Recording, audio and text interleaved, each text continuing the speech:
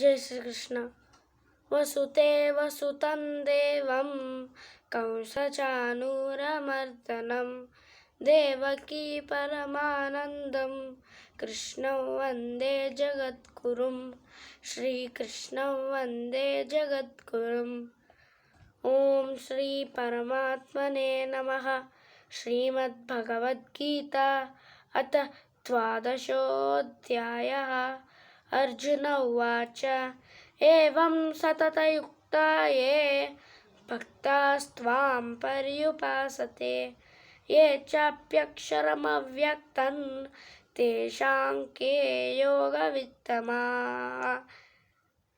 श्रीभगवानुवाच मय्यावेश्य मनो ये मां नित्ययुक्ता उपासते श्रद्धया परयोपेतास् ते मे युक्ततमा मताः।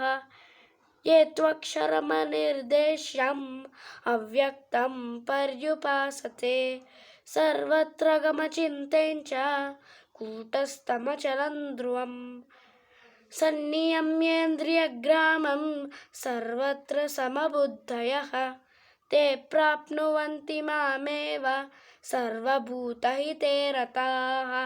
क्लेशोऽधिकतरस्तेषाम् अव्यक्तासक्तचेतसाम् अव्यक्ता हि गतिर्दुःखं देहवद्भिरवाप्यते। ये तु सर्वाणि कर्माणि मयि सन्न्यस्य मत्पराः अनन्येनैव योगेन मां ध्यायन्त उपासते तेषामहं समुद्धर्ता मृत्युसंसारसागरात् भवामि न चिरात् पार्थ मय्यावेशितचेतसां मय्येव मन आदत्स्व मयि बुद्धिं निवेशय निवशिष्यसि मय्येव अत ऊर्ध्वन्न संशय। अत चित्तं समाधातुं न शक्नोषि मयि स्थिरम् अभ्यासयोगेन ततो मामिच्छाप्तुं धनञ्जय। अभ्येष्यसमर्थोऽसि मत्कर्म परमो भव मदर्थमपि कर्माणि कुर्वन् सिद्धिमवाप्स्यसि। अथैदप्यशक्तोऽसि कर्तुं मध्योगमाश्रितः सर्वकर्मफलत्यागस्ततः कुरु मया त्वमान्। श्रेयो हि ज्ञानमभ्यासाच्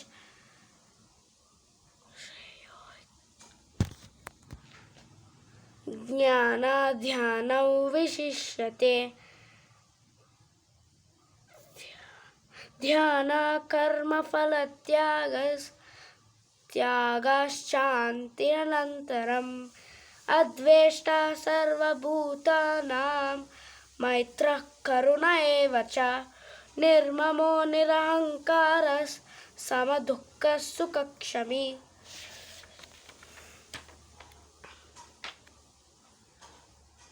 सन्तुष्टस्तततयोगी यतात्मा दृढनिश्चयः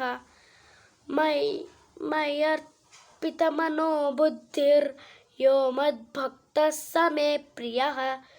यस्मान्नो द्विजते लोको लोकान्नो च यः हर्षामर्षभयोद्वेगैर्मुक्तो यः स च मे प्रियः। अनपेक्षः शुचिर्दक्ष उदासीनो गतव्यतः सर्वारम्भपरित्यागी यो मद्भक्तः स मे प्रियः। यो न हृष्यति न द्वेष्टि न शोचति काङ्क्षति शुभाशुभपरित्यागी भक्तिमान्यः स मे भक्तिमान् स मे प्रियः। समशत्रौ च मित्रे च ततः मानापमानयोः शीतोष्णसुखदुःखेषु दुःखेषु समसङ्गविवर्जितः तुल्यनिन्दास्तुतिर्मौनी